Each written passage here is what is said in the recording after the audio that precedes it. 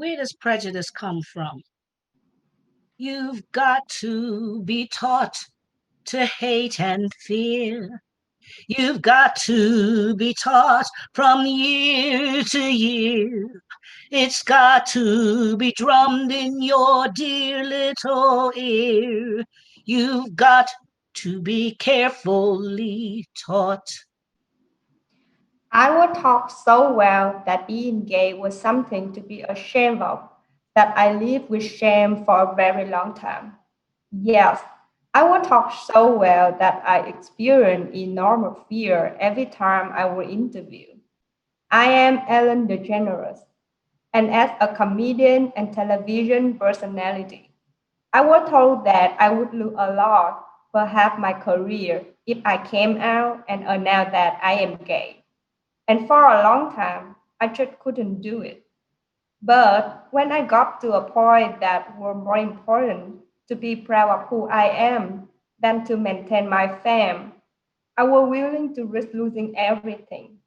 I'm so grateful I felt the courage to tell the truth. As a result, I found my real love. And I ask you, what is more important than that?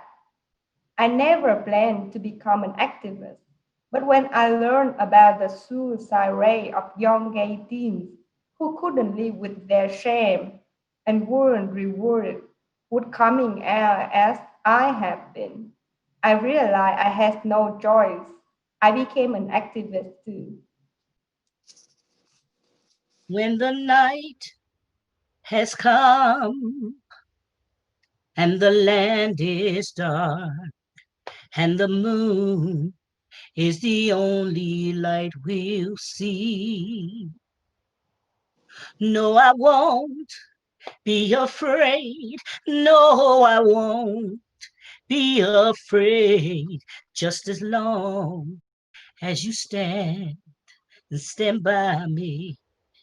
So, darling, darling, stand by me. Oh, stand by me. Oh, stand by me. Stand by me. I am Harvey Milk. I was an activist too. In fact, I was one of the first to speak out for the LGBTQ community.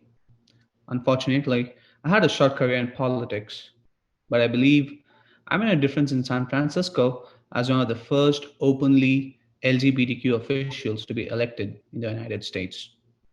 I'm particularly proud that in 1978, I was able to help defeat Proposition 6, a proposal to fire and bar gay teachers from jobs in California's public schools.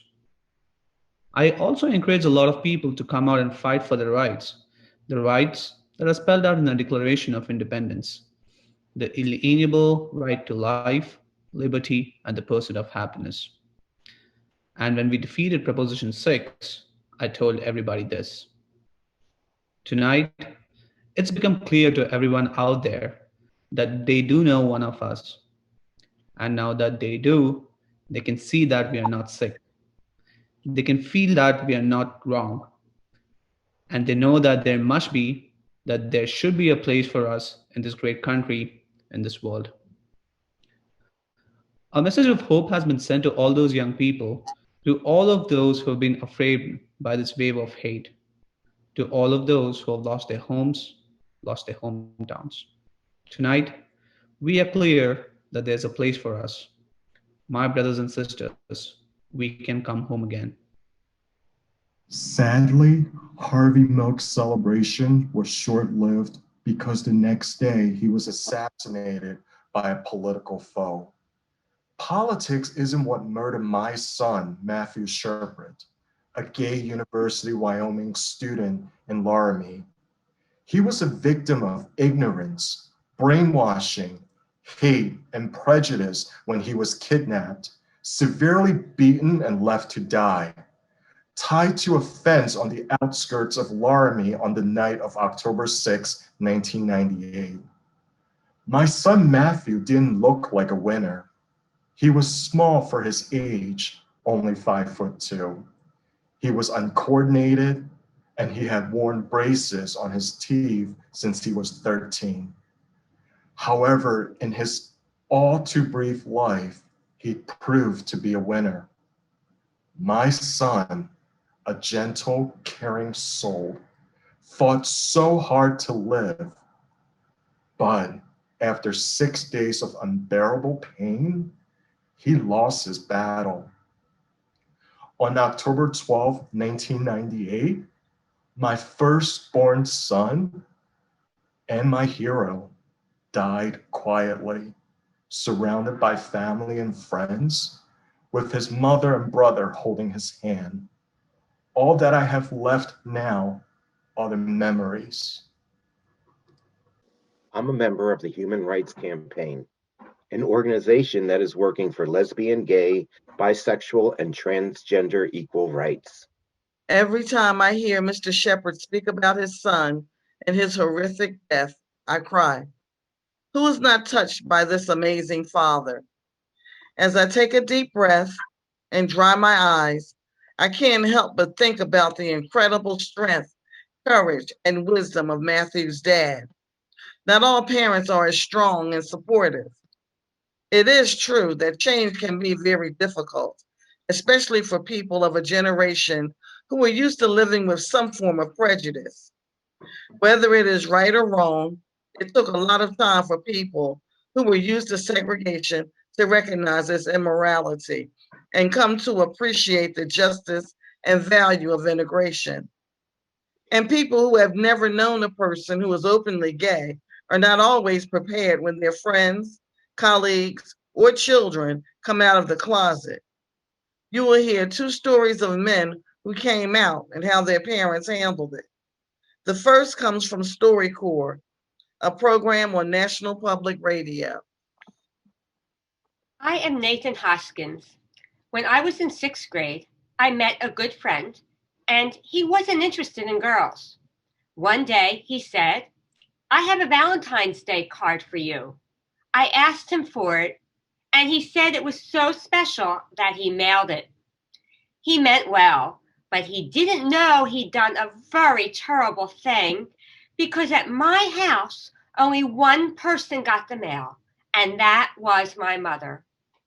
On the way home, I was trying to plan how I would get that letter, but when I got off the bus, Mom had already checked the mail. My mom came out and met me on the front steps. She had that envelope, and I could tell what it was because it had little hearts on it. And, it was all cute and everything. And she'd asked me, "Did you read it?" And I said no. And she made me read it. And I did everything I could to lie and convince my mother that I did not solicit that. And she took me into the house and pulled her shotgun out of the closet. She loaded it in front of me and put it in my hands and told me to hold on to it. She led me outside and she put me in the back of the car and she drove me out into the country. Now, when I say country, it's no man's land. She stopped on the side of the road, and I've been holding the shotgun in my hands the entire time. And she led me out into the woods, and she stood me up against a tree. She took the shotgun out of my hands, and she put it to my head. "This is the tree that I would take my son to and blow his head off if he ever decided to be a faggot." And at that moment, I knew I had to do whatever it took to not be gay. And I tried very hard, and I was a great liar for many years. Probably 2 years ago, I asked her about that. I said, "Mom, remember this?" And she would laugh.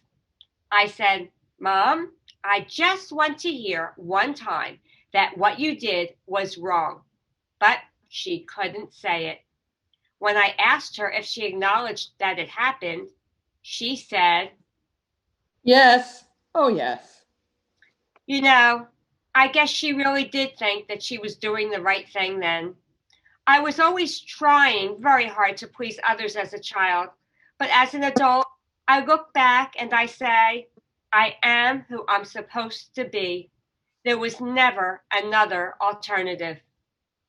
Fortunately, mine is a different story from Nathan's. I'm Frank Bruni, New York Times journalist, and I'd like to share my father's journey. For a long time, my father's way of coping was to walk quietly from the room. He doesn't remember this. I do. I can still see it. I can still feel the pinch in my chest when the word gay came up. Perhaps in reference to some event in the news, or perhaps in reference to me. And he'd wordlessly take his leave of whatever conversation my mother and my siblings and I were having.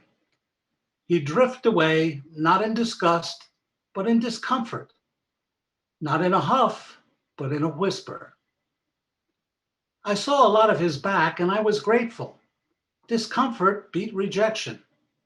So long as he wasn't pushing me away, I didn't need him to pull me in as, for a heart to heart.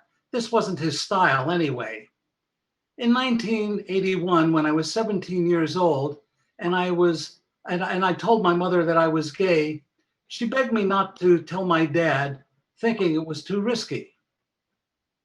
But when I did tell him a few years later, he treated me the same as before, but never brought up the subject. One day, he shared some of what he was thinking.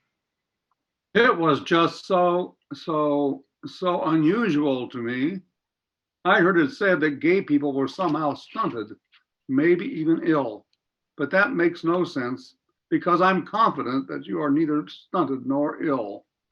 I heard it said that particular upbringings turn children gay.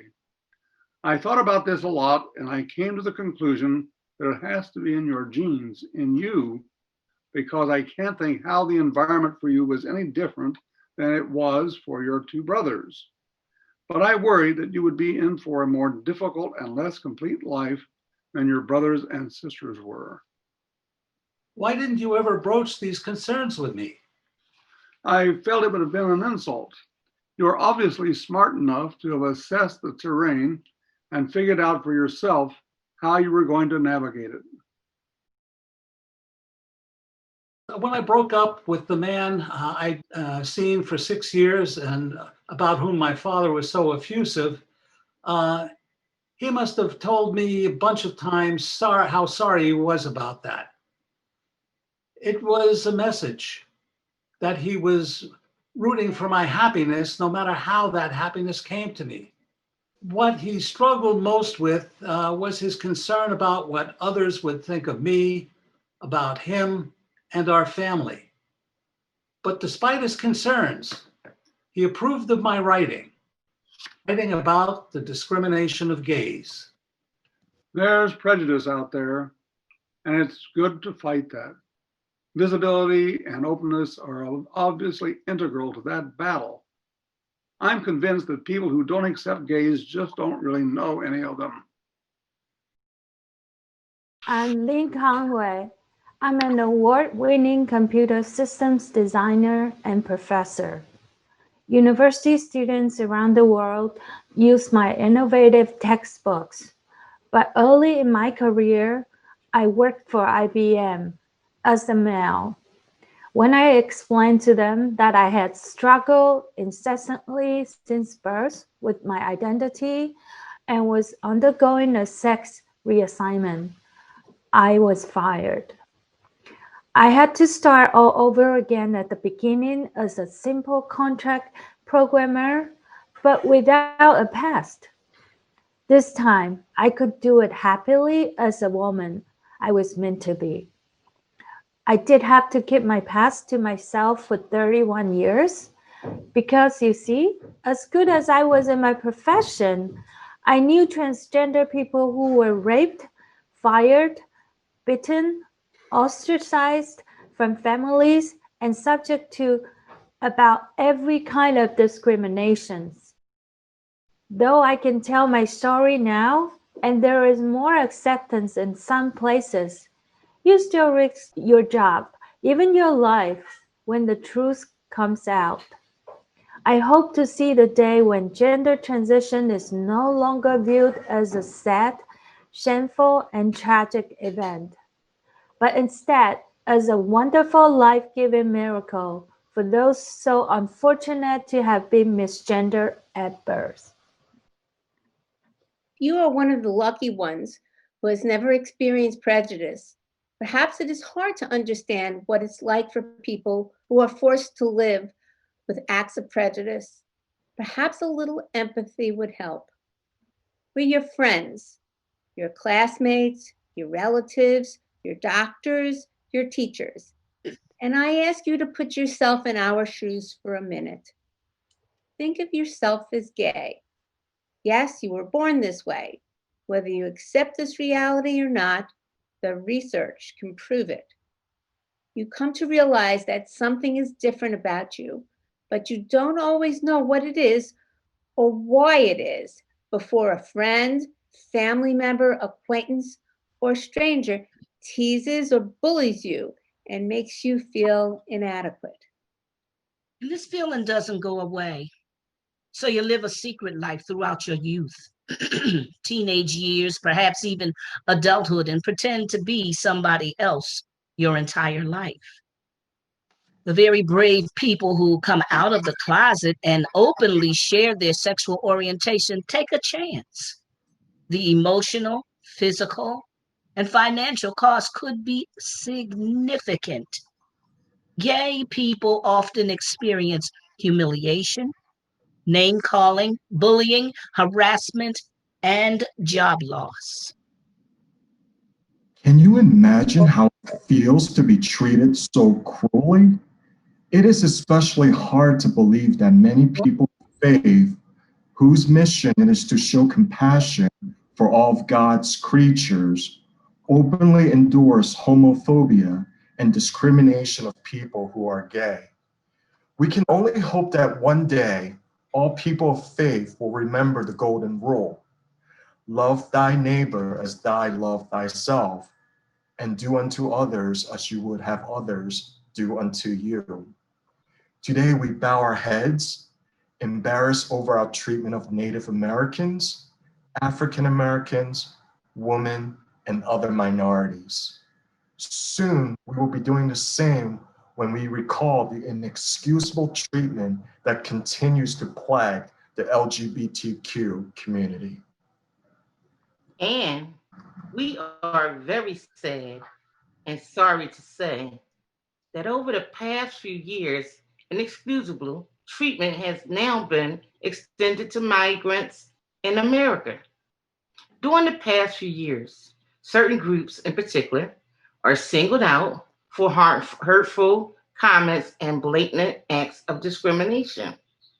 When the President of the United States used the most egregious form of stereotyping and characterized the Mexican who have come to the United States as drug dealers, rapists, criminals, and freeloaders, he set a tragic example. He gave people a license to denigrate not only Mexican, but all Latinos. As a Mexican, I can tell you firsthand, there is noticeable rise in hate crimes. I personally have been told countless times, go home. You don't belong here. Since the horrific tragedy that occurred on 9/11, we Muslims have been demonized and told to go home. This president has taken fear of terrorists, fear of an extreme militant group to condemn all of us, even ban Muslims from several different countries from entering the United States. We feel unwelcome, even threatened. People have turned their backs on us when we've entered a room. Look at us as though we were criminals. We've been told how we should dress and what we should wear in order to look like Americans. When did America have a dress code? If there is a dress code, I didn't hear about it either. It isn't comfortable for many of us with Asian backgrounds to express our feelings in public, But the situation today is too dire for us to maintain our silence anymore. When we quietly go to school, run a business, avoid hurting anybody, we, too, are told to go home. For most of us, this is our home. We've come here for economic opportunity, a quality education, freedom of speech, a dream of a better life, just like other ethnic and religious groups. There is a virus that originated in China, but nobody here is responsible. And who was the first to die from it? The Chinese. Yet we're treated as though we are to blame. As a result, we're shoved and verbally abused. Our restaurants are broken into. At night, when sleep eludes me, I ask myself, why? Why are these things happening to us? Did the woman who called me names have a bad experience with someone who looked like me? Isn't this the country that is supposed to be the model of inclusiveness? You've got to be taught to hate and fear. You've got to be taught from year to year. It's got to be drummed in your dear little ear. You've got to be carefully taught. Yes, it is true that it can start with parents and teachers telling children whom to disparage, whom to hate. But let's be honest, it's not just brainwashing. When things are bad, when we feel despair, hopeless, when our dreams are deferred, perhaps we explode with blinding envy. When we can't deal with our own misfortunes or failures, whether they're self imposed or not, a scapegoat is very attractive. So it was for the Nazis in Germany blaming the country's economic woes on the Jews. Good citizens who were scared and angry were willing to turn a blind eye to the hideous behavior of a government that has lost its moral compass and reinforced negative stereotypes and blatant lies. These citizens sold their souls to the evil because there's a comfort in numbers, comfort in belonging, even if membership for a group that is evil and sustained by lies. We all need to be aware of the harm of teaching hate and scapegoating. Victims of these harmful behaviors teach us about the importance of rejecting such destructive behavior and standing up for what is right. It is critical now more than ever to recognize prejudice for what it is, how it operates, and forcefully reject it. There are simply no credible reasons to justify demeaning or hurting, emotionally or physically, other people who haven't intentionally set out to hurt us. Unfortunately, there are still too many people who feel they have the right to control, change, or eliminate people who don't fit their vision, their standards, their people.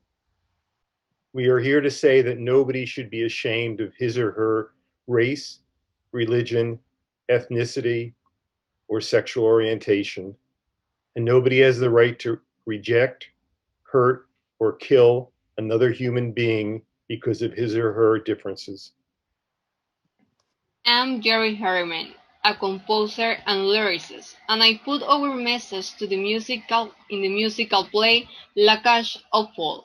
The song tells us with the great confidence and conviction what the gay community wants.